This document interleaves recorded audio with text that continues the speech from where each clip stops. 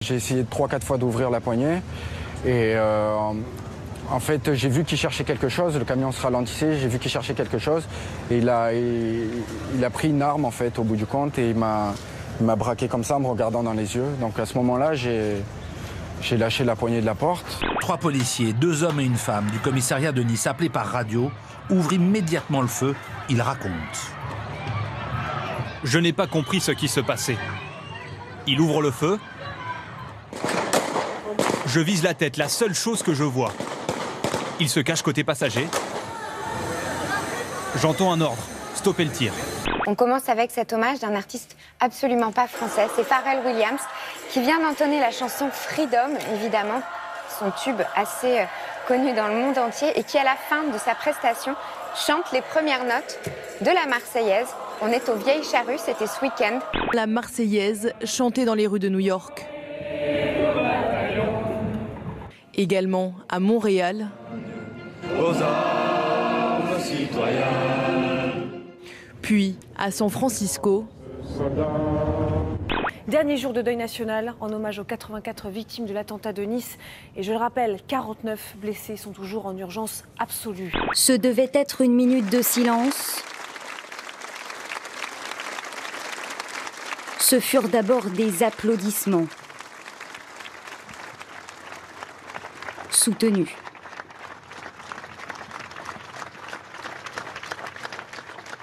Puis la ville de Nice tout entière se fige.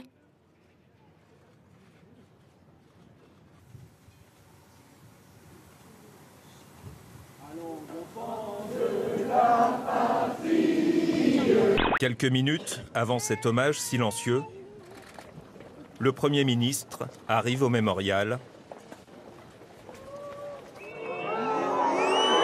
Manuel Valls est sifflé et hué par la foule.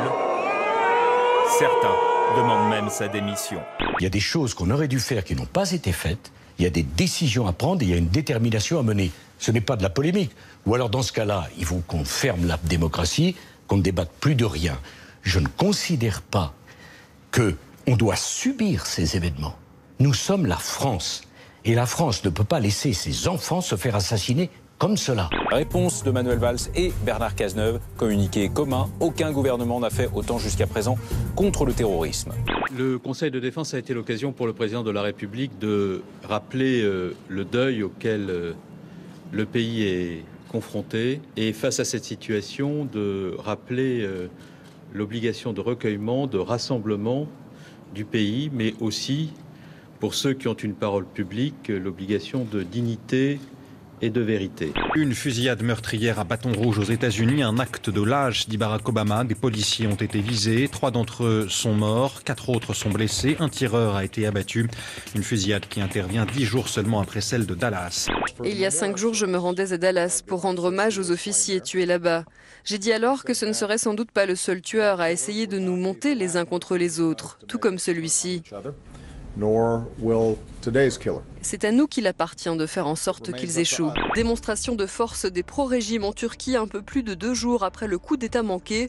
La purge continue, plus de 6000 personnes ont été arrêtées. Hier soir, le président Erdogan évoquait un possible rétablissement de la peine capitale. Une décision doit être prise. Nous ne pouvons pas trop la retarder. Parce que ceux qui mènent un coup contre l'État doivent en payer le prix.